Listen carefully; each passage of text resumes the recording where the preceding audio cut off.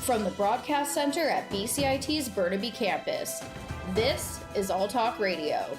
You're listening to 1680 The Crow. Good afternoon. This is Astrid Agbayani for your 12 o'clock noon news update.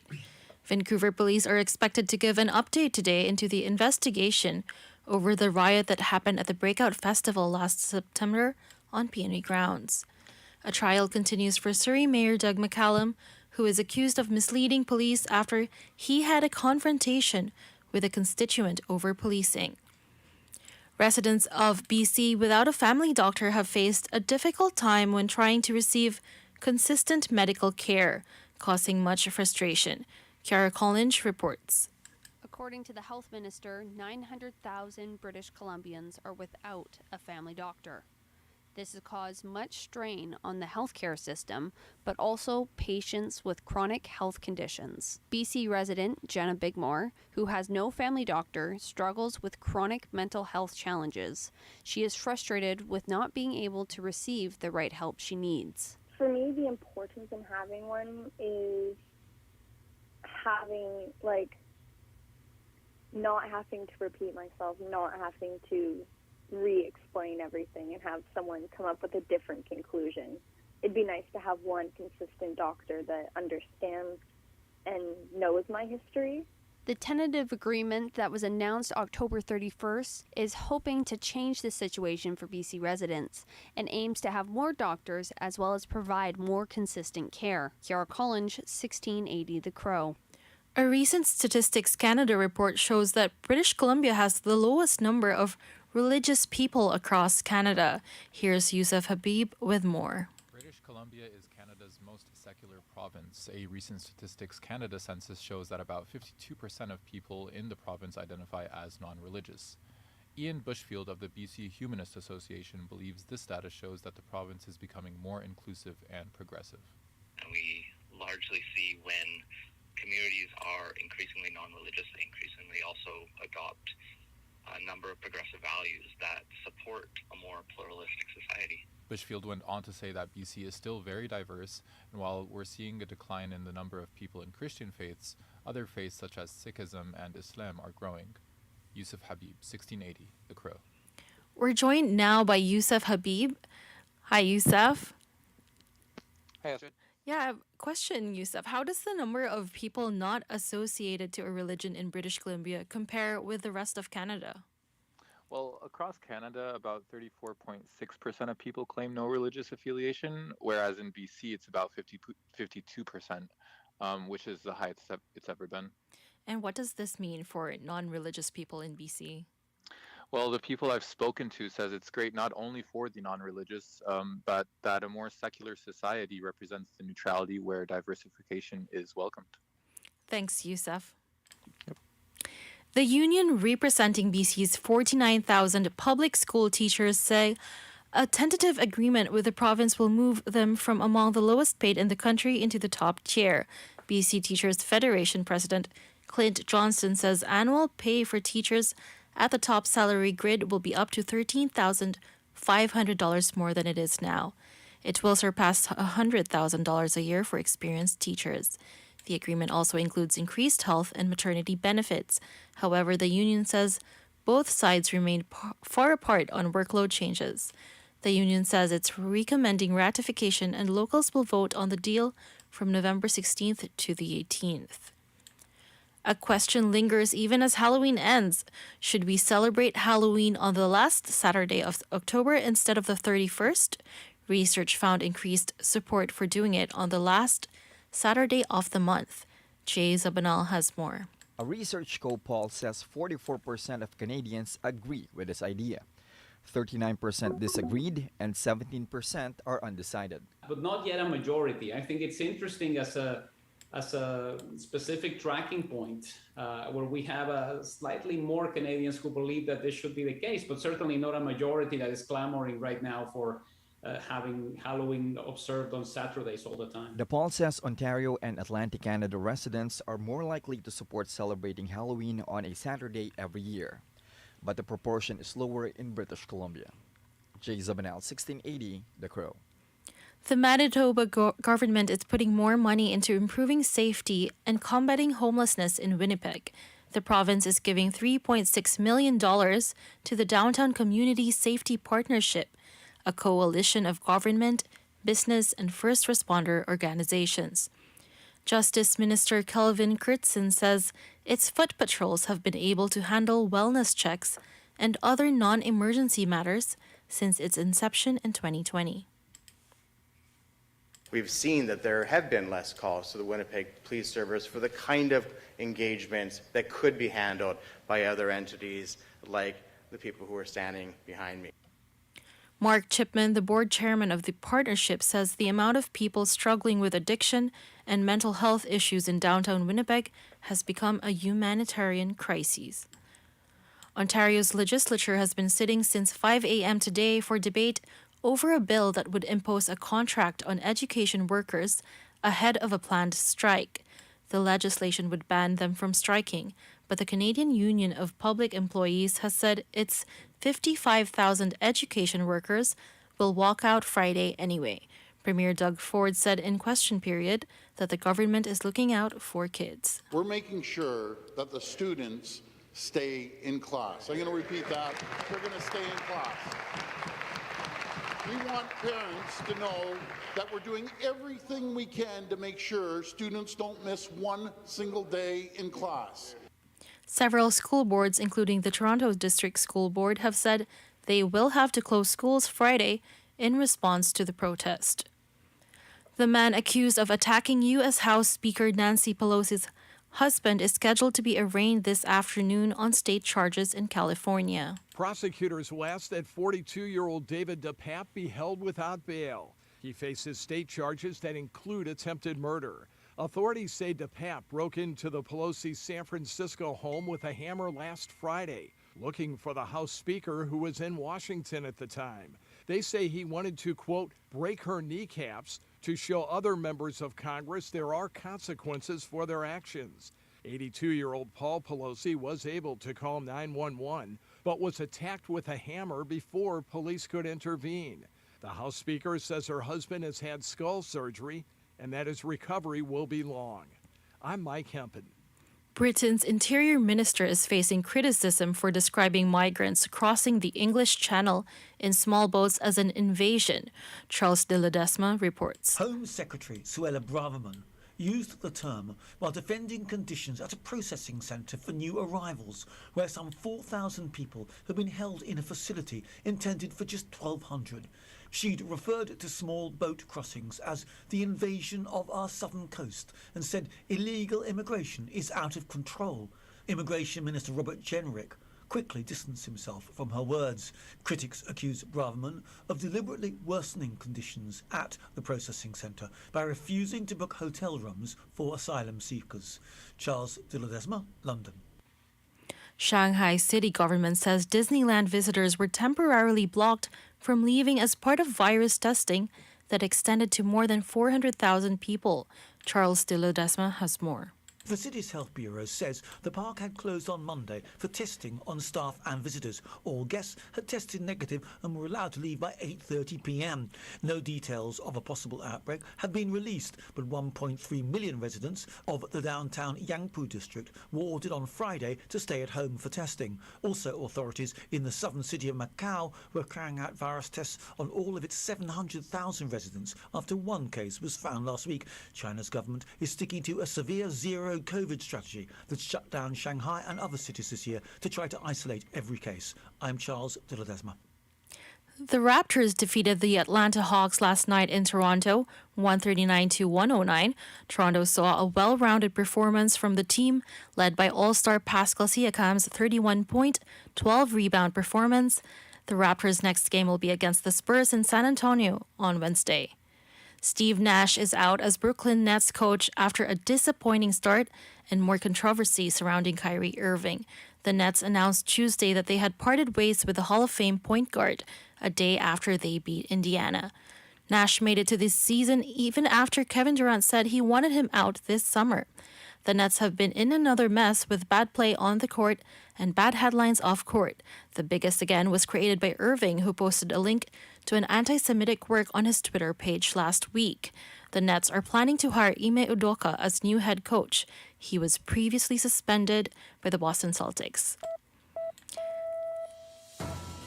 And that's all we have for today. I'm Astrid Agbayani from 1680 The Crow. Stay tuned for more on BCIT's 1680 The Crow.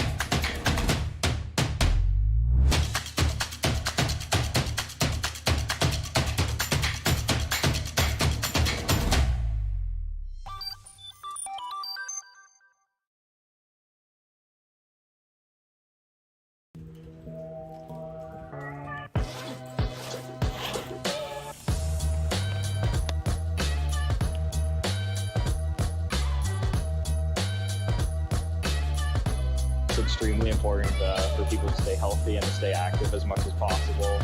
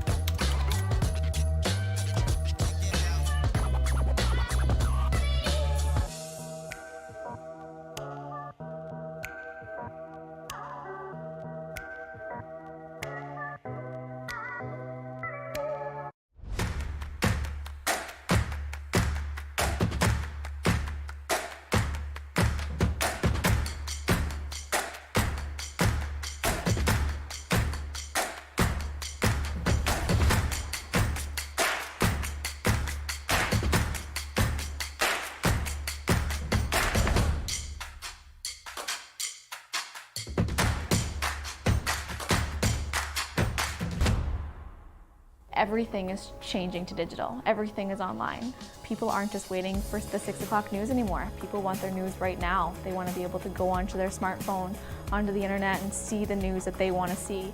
Vancouver is growing at, a really rapid rate, the Lower Mainland even, and with the tools that we're given here, we're able to cover all of that. Welcome to BCIT Magazine. I'm Radhika Sikakane. In the program, they really leave it up to you. I mean, the help is there when you need it, figuring out how to use the programs like Premiere, Audition, and figuring out how to use the cameras. But it's up to you to sort of experiment and figure out what you can do when you go out in the field. They brought candles and flowers to remember the student who lost her life yesterday. Theresa May says the international community condemns Moscow. They really make sure that you know the basics and you are able to put out a quality product. I'm Brady Tretnero. And I'm Radhika Kane. Thank you for tuning in to BCIT Magazine.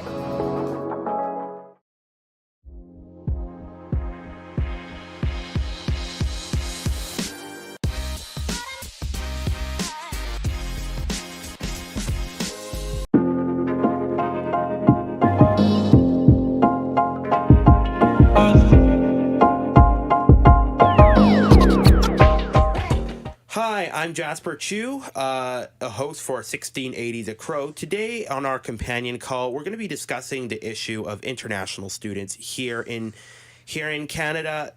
As you know, inflation has reached record highs in the past year, especially after COVID-19. Economists say we're due for a recession, but that aside, international students actually make up a huge portion of Canada's growing economy. But the challenges they face are incredibly daunting, from socially integrating to finances to holding down a job and balancing it all. I have two individuals with me today who can speak about their experiences they faced as international students coming to Canada. The first is Dwaniel Tucker, a former international student at Farley Dickinson University, who's currently a systems administrator for the Network Music Group, and Zarif Arab, a former international student at Capilano University, who currently works as a trust services officer at Canada Western Trust. You two, welcome on the show. Thank you for having us, Jasper. Thank you. So, the first point I wanted to touch on is most international students see coming to Canada as a stepping stone to permanent residency. What made you guys want to come to Canada, become an international student and work up to permanent residency? I guess the fact that there was an opportunity to come here, and from this process you can get into a better opportunity even faster compared to what others have to do, like finding a job in their home country. Perhaps the standards are not up to what the standards are in North America, so it feels like it might be a bit more difficult. But basically, it's kind of like that. It's a fast way to get into an economy you already know is good. Also, I think we have to consider that coming from the country that we are coming from, there's a lot of people there, right? So there's a lot of competition to get into positions and get opportunities that you really want to do. So maybe it might be a little bit easier here in Canada, in a way. Like financially, you would have a better lucrative chance than you would have in India, for sure. And you guys were from the state of Gujarat in India. Just briefly describe what were conditions like there in terms of like trying to search for a career, secure post-secondary education, and get like a good job. Like, was it like very competitive? Was the opportunities very little? Just briefly describe. So I would not say that the opportunities were little. There's an abundant amount of opportunities there, especially the career I was looking for, which was in computing.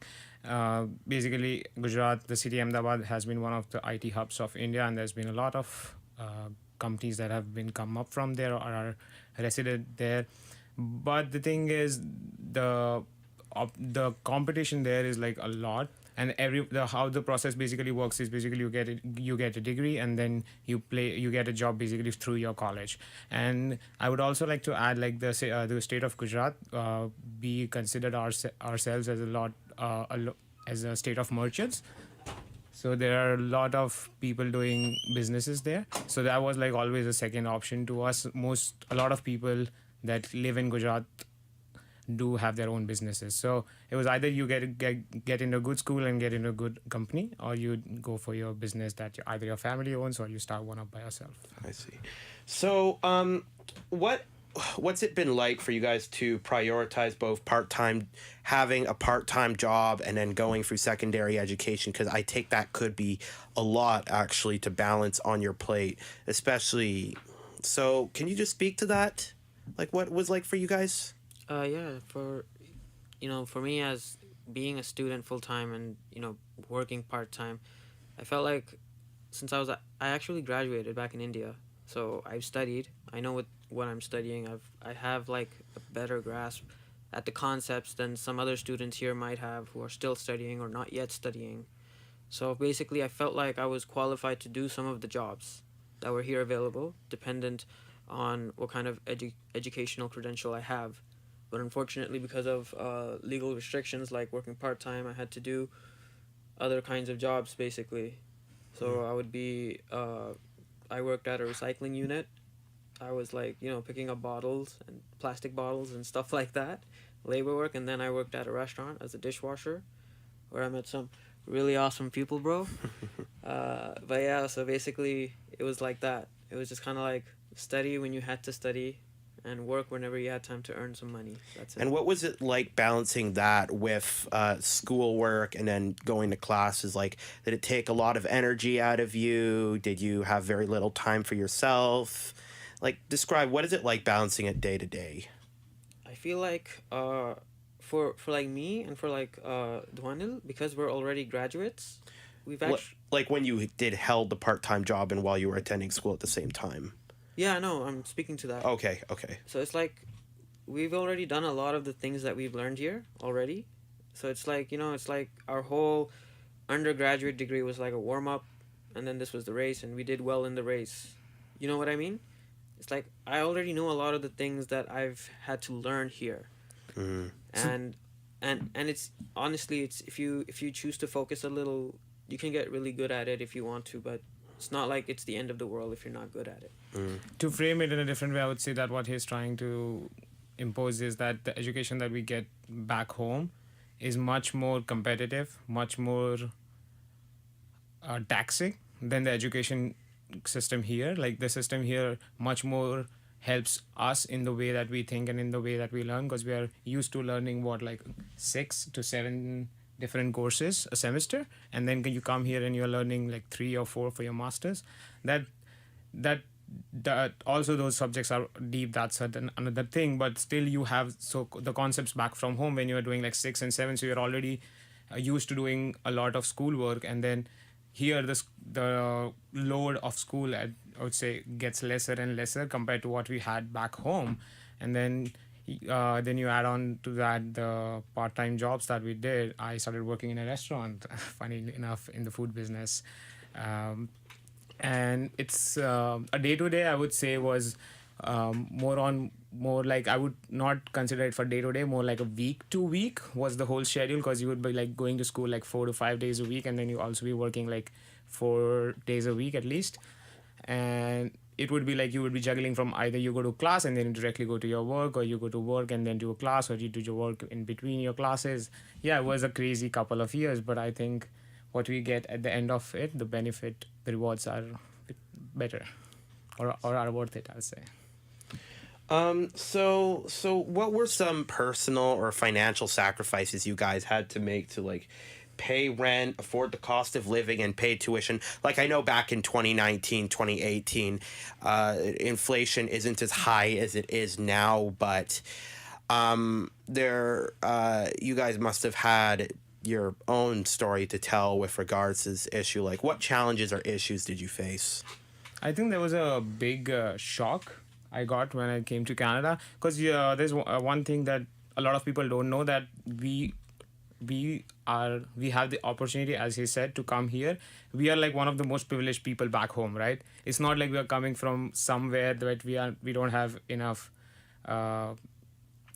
amenities, basically, right? So when we come here and we try to fit into this new economy, which is much more powerful than ours, then suddenly our standard of living, what we had back home, degrades to a very lower level here. And then that's why I think that's what's like a big shock that you just get, because back home the picture that's printed into your head about going overseas or going to Canada is that you are going to have a much better standard of living. But when you come as a student, initially the first 2 to 3 years, whatever you're studying for, is not a very great quality of life. And I think a lot of it may be due to the working restrictions, because you can't make money here, and if you bring money back from home, that's like the conversion is crazy, and then you're spending a lot more money back home than you're supposed to. For you? Could you repeat the question, please? What kind of like personal or financial sacrifices you had to make to like come to Canada, and what issues or challenges you faced in doing so? I feel like Dhwanil said we're very privileged. I'm very privileged. I had a father who paid for all of it, basically, like a huge portion. Like if I had to work for it back home, I'd probably been working there. I'd have a job, and then I'd kind of be like Yusuf, where I'm already like super qualified to be here and work awesomely. But I didn't do that. Instead, because my father was there, he wanted me to have the easier opportunity, and he let me come here. So that's like one of the things I had to deal with coming here. You guys mentioned the issue with regarding work requirements and sending money back home. How has that how has that impacted you and your families in some ways? So I would say it hasn't. Or how has it impacted your livelihood with the work requirements, work restrictions they currently have on international students? So the 20-hour work restriction, basically when I was back here in 2019, the minimum pay was about $12.50 or something like that, a little bit more than that, I think. And then I would say I was making about $1,100 here living in Vancouver. And that's kind of tough if you think about it, because $1,100 in Vancouver is not a lot. The rents here are crazy. The cost of living is very high. I was sharing an apartment with 4 people. And then you have to let go on occasional recreational activities, right, for a few years, because all your money is either going to rent or either going to food or all other things. And spending money back home was never an option for me when I was studying here, when I was basically a student. But now that I've finished studying, I think I help out my family back home, sending some money, and I'm sure they appreciate it. Probably doesn't make a big difference to them on their day-to-day basis, but it's surely something that adds up to it. And Zarif? Yeah, I'd say the same. I feel like when I was earning like part-time, whatever I would get, I felt like because I had like some assistance from before, I was able to go through it more smoothly. Otherwise, I'd feel like I really wouldn't have saved much, and then it'd take some time just to pay off what I learned, like the cost of studying. And for us, it's like sometimes 3-4 times as high for some reason. So it feels like we're starting with less and we're being charged more. Yeah, Vancouver is actually among the second most expensive city in Canada and one of the most expensive and a top 10 most expensive in North America. You'd basically have to be a millionaire of some kind in order to rent comfortably here. So adjusting to Canadian culture, what was your experiences like becoming familiar with Canadian style English, the Canadian mentality, being around like students who are natively born here? What was it like culturally adjusting to being in Canada?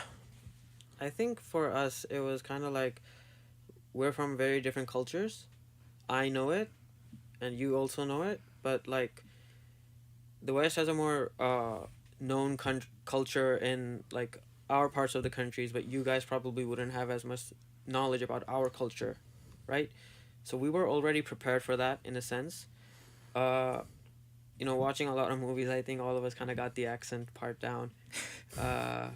Yeah, no, seriously. But apart from that, I feel like we're like Indians. We speak like British English to an extent, and that's like the proper English. And we're like probably among the most like populated English speakers on this planet.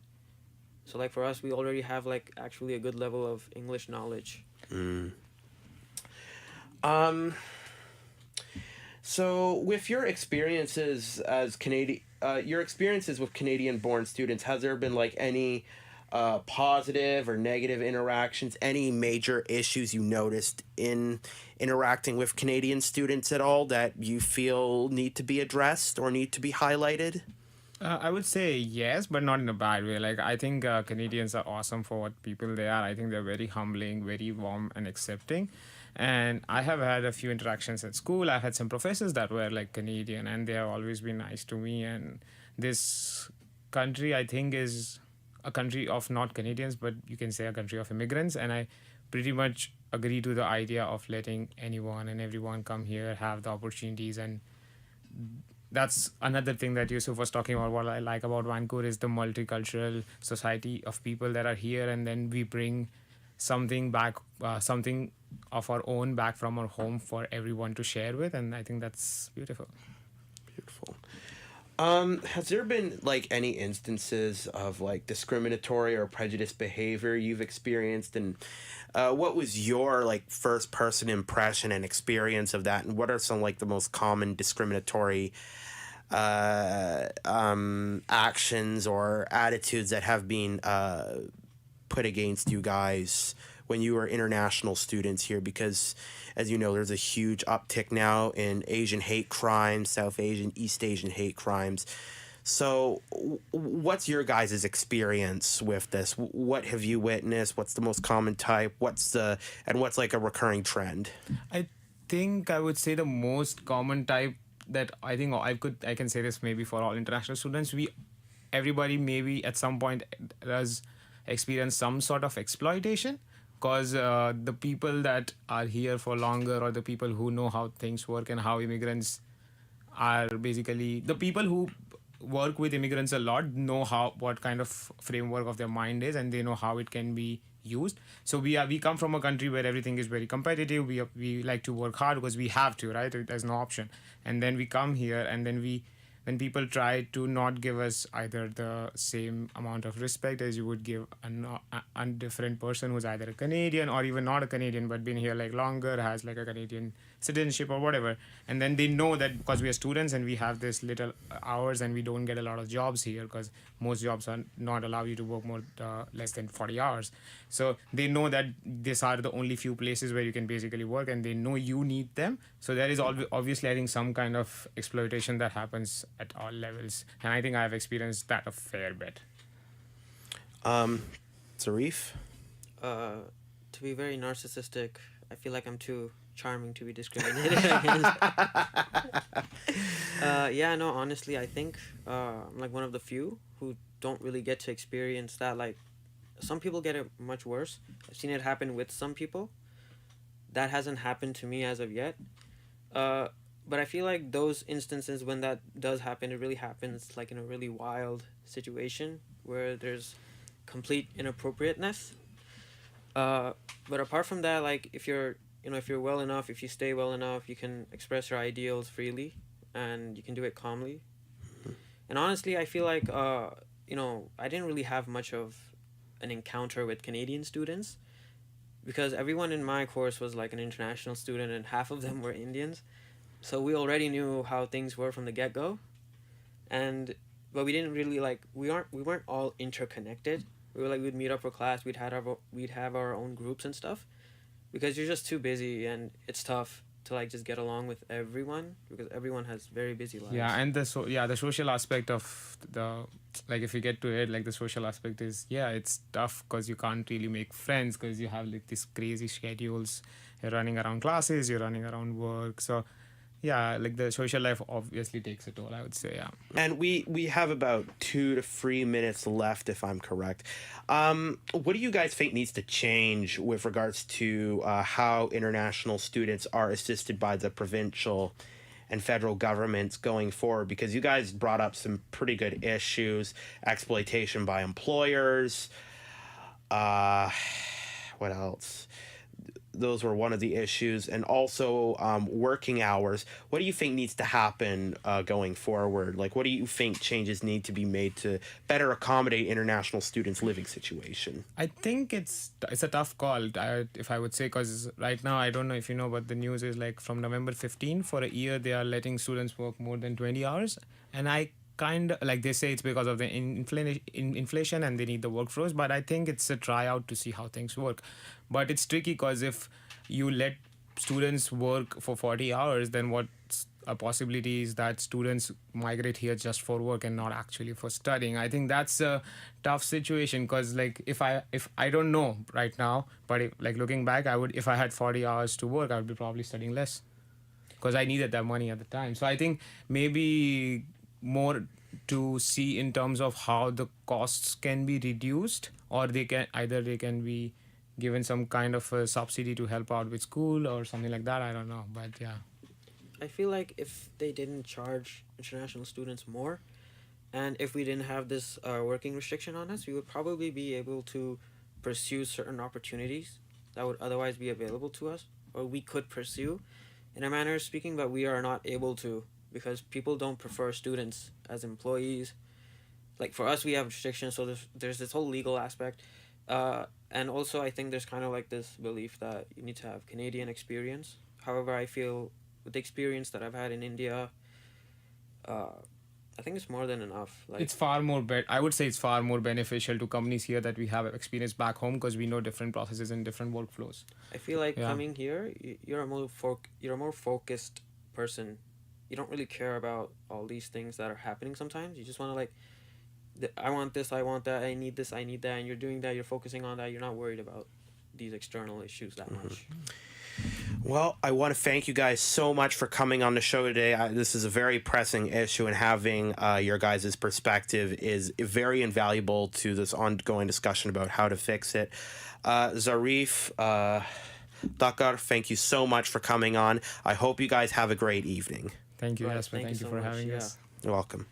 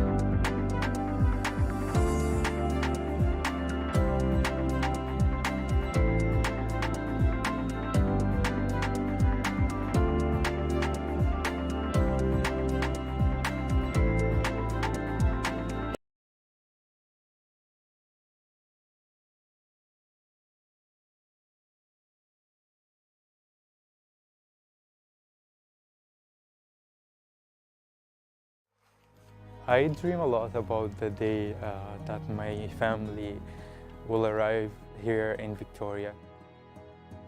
And I just dream about showing them around, about this place that became my home. Looking back to that moment, I could not bear the fear in my mom's eyes. The sponsors are gonna be playing a big part in supporting my family after they arrive to Canada, to give them a sense of home and community. So I went to a meeting with Tam and the sponsors at the Intercultural Society, and when I learned the amount of money that needed to be raised to bring his mom and his two sisters here, I was shocked. I was shocked, upset, thinking, why does it have to be so much?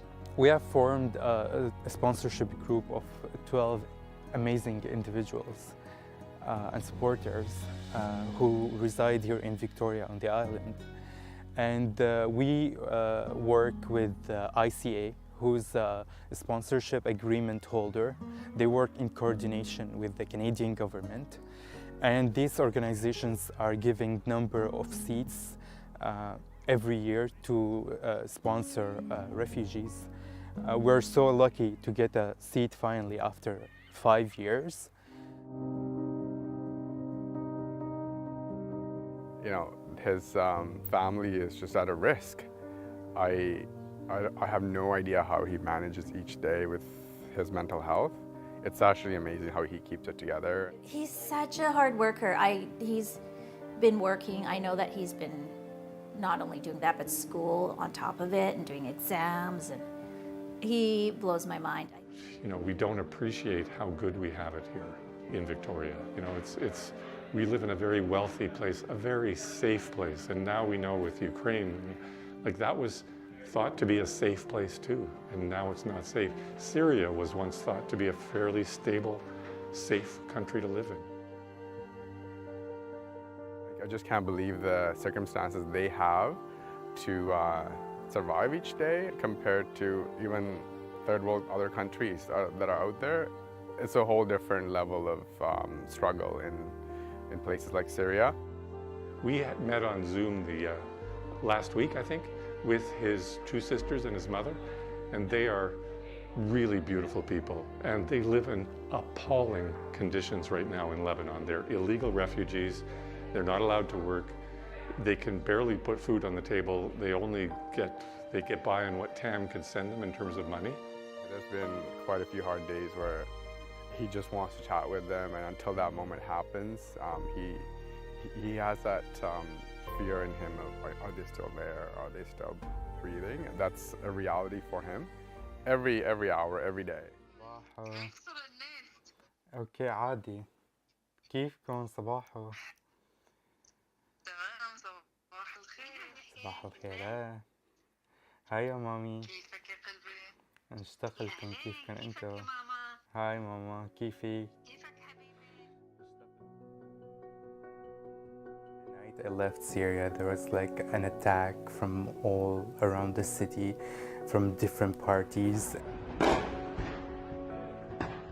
And I wasn't sure if I would make it, you know, out of there alive or not. Around that time, like it was really harsh. We had over like 40 missile attack on the city within like 2 weeks. So it was really bad.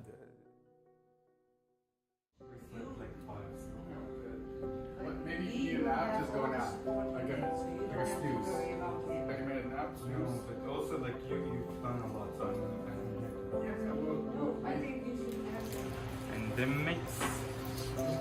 My mom taught me how to make Syrian club bread. I used to just watch her make it every Friday or Thursday for the weekend. So, what are you worried about? What are you worried about right now? I want to just make sure everything lines up tomorrow morning.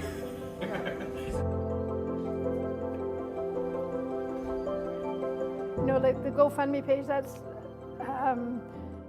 an online thing, and people, you know, can read the story and be inspired that way. But it's to put just the work of making the food and making the scarves and doing the art and people coming together and giving in this more concrete and creative way. Are you excited for today? Yes, it's finally happening. Been lots of planning and lots of preparation and just getting stuff done and lots of amazing friends and people helping. So I'm actually very excited. Not nervous at all, I would say. Just looking forward to just share my story with everyone. So we were just on our way to the souk. Like I had that feeling in my gut that don't go using that road. When I go, I felt like strongly that we should use a different route to get there. And I was telling my mom, we're almost arguing in the street, no, I don't want to go there, let's take the other one. So I insisted. Not even a minute later, just hear a high pitch bombing.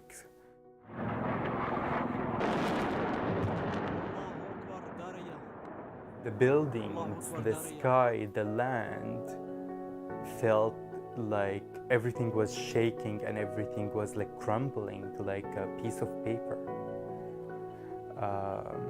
And people were screaming, blood everywhere. It was really scary. Didn't know if my sisters were home. We didn't know if they are still alive or not. And then we're running and back to our house to see what happened, if my sisters are okay or not. And the minutes felt like ages.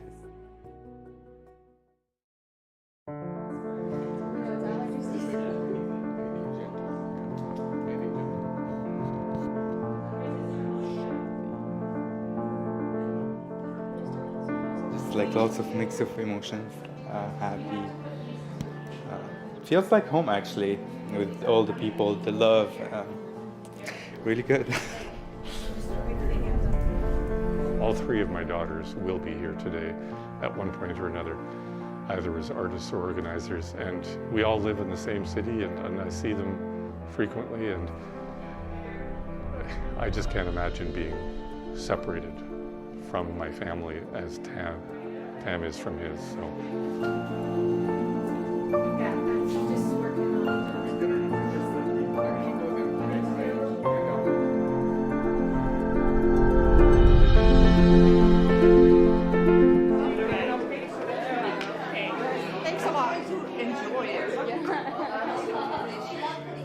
Who's never experienced any of these conflicts, how fortunate I am, and if there's some way I can help, it's nice to do so.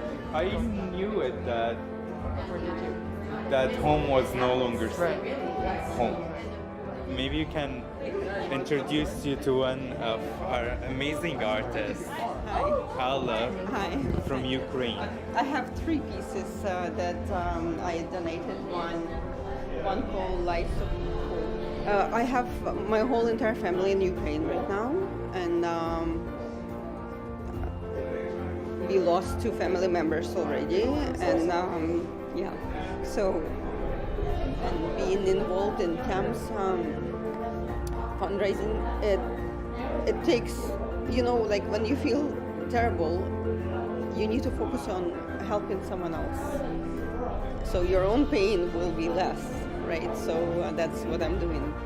If I were in her situation and my son was across the world, I would be feeling, I think what she said, really concerned that he has people around him that would help him out.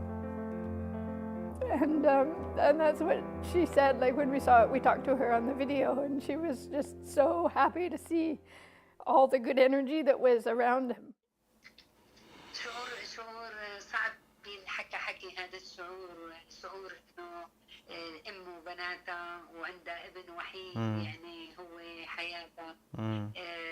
يعني هاي اللحظة اللي إني أنا بدي أكون جنب ابني، هي عم بحلم فيها بشوفها بمنامي يعني. Well, something I really like that my mom wrote me, and it just like always was always and like still stuck in my mind to this day. And she's the first page in this book is my mom. Yeah, and I always, for some reason, whatever my mom's write, I always write myself here, like in Arabic, of course, that I hope my mom lives forever and ever. My loved mom. Like always, like, and I sign it. It's like here. So that's my mom, and then here I did a heart with, yeah. So anyway, what she says in here, that life is like a train, and people in each station, they come to, like, you have new people coming and new people leaving. Some people are gonna be good, some of them might not be good, and she's saying, I really hope that your like life, or like your train, your life train is like filled with love and success.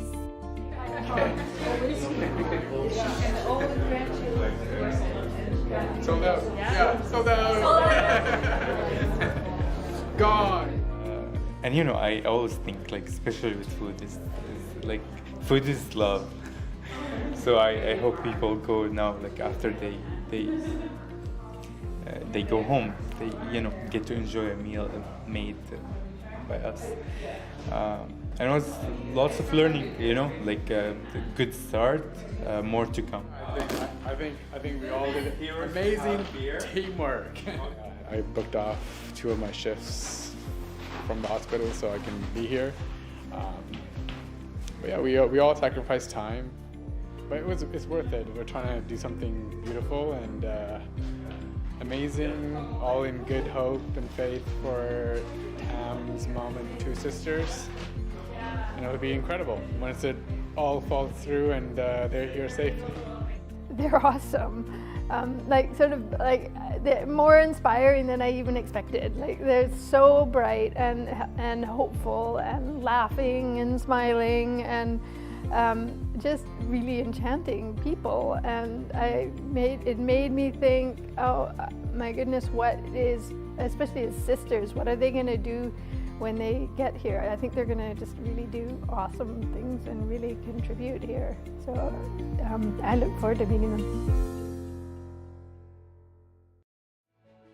We just saw my sisters. They were like, they had minor injuries, but we're like crying, all of us, and we held each other and just like grabbed into them. Like it felt like we've lost them, and then we've got them back. That day I will never forget. Yeah, I will never forget that day.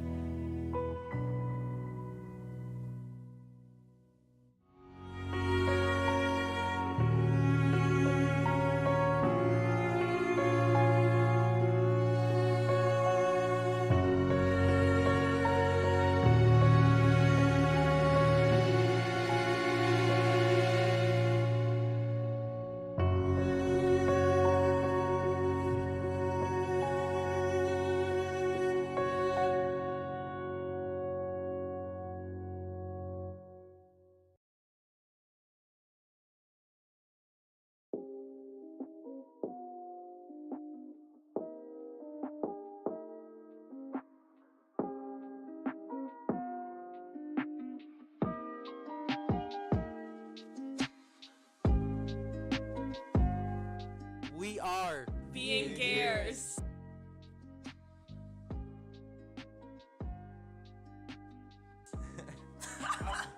That's cool.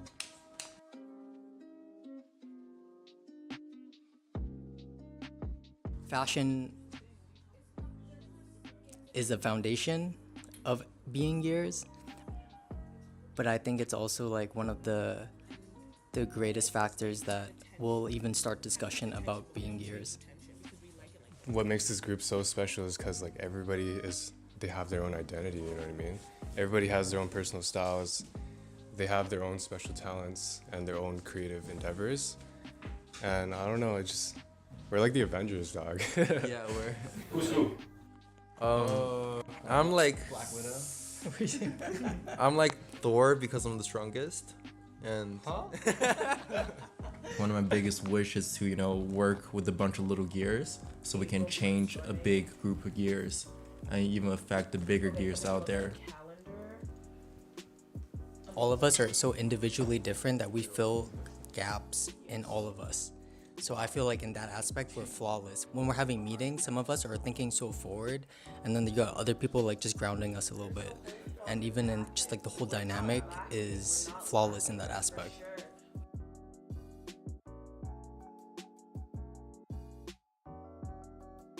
The lookbook's gonna be a showcase and also just an opportunity for us to get into the studio way more often.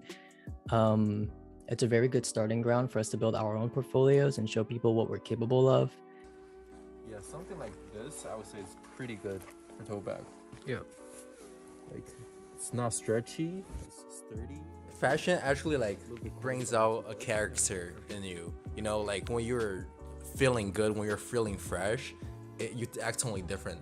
You don't have a Sharingan. No Sharingan. It says Sharingan. What do you mean Sharingan? Like my full name is like Nicholas. I never tell people I never introduce myself as that.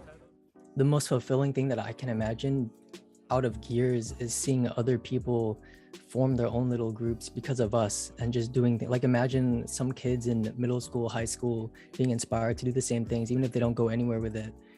But to start it and just even think about it is super fulfilling. I think we should all just be looking for ways to make money and get grants, get this. If we can get a $2,000 scholarship. It just all goes back to the point of like looking good and feeling good, man. It's as simple as that. It really is, man. 100%. If we can be like the poster childs for that, to try to promote, that as much as we can.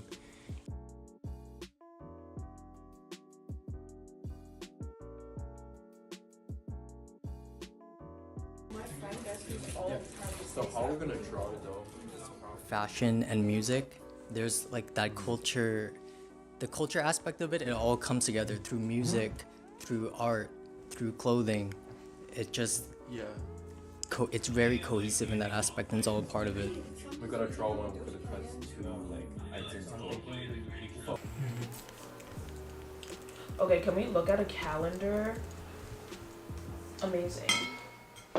I think video games for sure, because I used to be a big gamer. Now I have no time, but I used to be a big gamer, and I feel like the way that they build their character design is just through the roof. Like they make something that's out of this world, and I'm like, how can I take that and make it real life?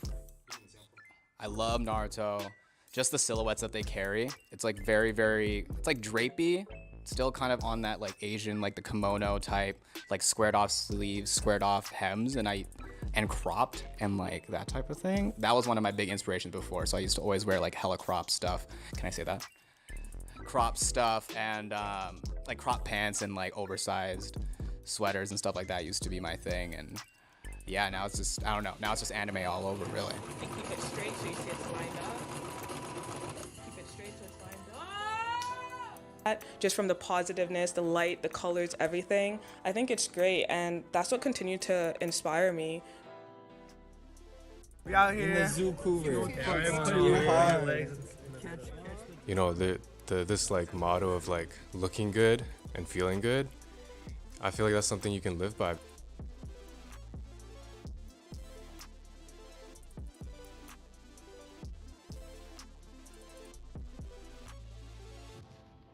Like, I feel like people always limit themselves in the ideas that they want to do and they never really pursue it. But if we can show that and like, hey, it's getting done by a bunch of kids, yo, that's community right there. You feel attachment to that. Anyone else can do this, but they're not. Who else is gonna do it with our positive attitudes? Who else is gonna do it with this welcoming? Who else? Who else but us? So I feel like this is always driving me because I'm just like, I wanna be that person that can connect.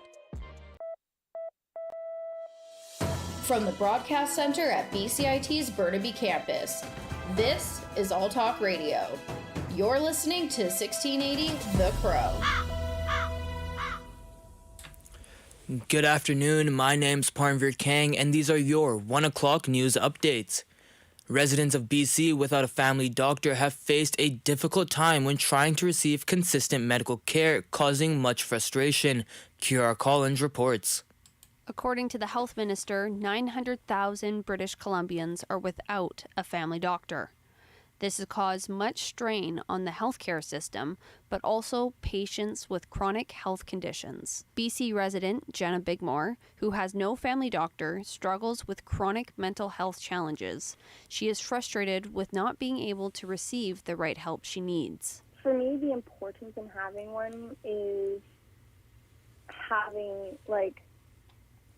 not having to repeat myself, not having to re-explain everything and have someone come up with a different conclusion. It'd be nice to have one consistent doctor that understands and knows my history. The tentative agreement that was announced October 31st is hoping to change the situation for BC residents and aims to have more doctors as well as provide more consistent care. Kiara Collins, 1680 The Crow. The VPD's Major Crime Section have released pictures of the 10 primary suspects from the riots at Breakout Festival at the PNE in September. The riots began when organizers announced that headliner Lil Baby was too sick to perform just 30 minutes before the festival was set to conclude. The VPD are asking for help in identifying these 10 primary suspects. An atmospheric river is forecasted to hit coastal BC by Thursday evening. The storm could hit drought-stricken areas that haven't yet been hit by recent rainfall. Comox on Vancouver Island and Seashelt on the Sunshine Coast are ranked at drought level 5, but are forecasted to get 40 to 50 millimeters of rain through to Saturday. The west coast of Vancouver Island could see up to 80 millimeters of rain, while parts of Metro Vancouver may see 60 millimeters. Outgoing Surrey Mayor Doug McCallum's public mischief trial is continuing today in provincial court. McCallum is being accused of misleading the police after an altercation he had with a woman outside of a Save-On Foods last September. Research Co. asked Canadians in 2019 and 2022 if Halloween should be celebrated on the last Saturday of October rather than October 31st. They found that support for celebrating Halloween on the last Saturday of October has risen since 2019. Jay Zabanal has more. A Research Co. poll says 44% of Canadians agree with this idea. 39% disagreed and 17% are undecided. But not yet a majority. I think it's interesting as a specific tracking point where we have slightly more Canadians who believe that this should be the case, but certainly not a majority that is clamoring right now for having Halloween observed on Saturdays all the time. The poll says Ontario and Atlantic Canada residents are more likely to support celebrating Halloween on a Saturday every year, but the proportion is lower in British Columbia. Jay Zabanal, 1680, The Crow. Ontario's legislature have been debating on a bill that would impose a contract on education workers that would prevent a strike planned for Friday. Premier Doug Ford has said that the government is looking out for the children that would be impacted by a strike. We're making sure that the students stay in class. I'm going to repeat that. They're going to stay in class. We want parents to know that we're doing everything we can to make sure students don't miss one single day in class. The Canadian Union of Public Employees have said that their 55,000 education workers will be striking on Friday regardless of the bill. The man accused of breaking into Nancy Pelosi's home and attacking her husband is set to be arraigned today on California state charges. Mike Hempen of the Associated Press has the story. Prosecutors will ask that 42-year-old David DePape be held without bail. He faces state charges that include attempted murder. Authorities say DePape broke into the Pelosi San Francisco home with a hammer last Friday, looking for the House Speaker who was in Washington at the time. They say he wanted to, quote, break her kneecaps to show other members of Congress there are consequences for their actions. 82-year-old Paul Pelosi was able to call 911, but was attacked with a hammer before police could intervene. The House Speaker says her husband has had skull surgery and that his recovery will be long. I'm Mike Hempen. That's all for your 1 o'clock news update. I'm Parmveer Kang for 1680 The Crow.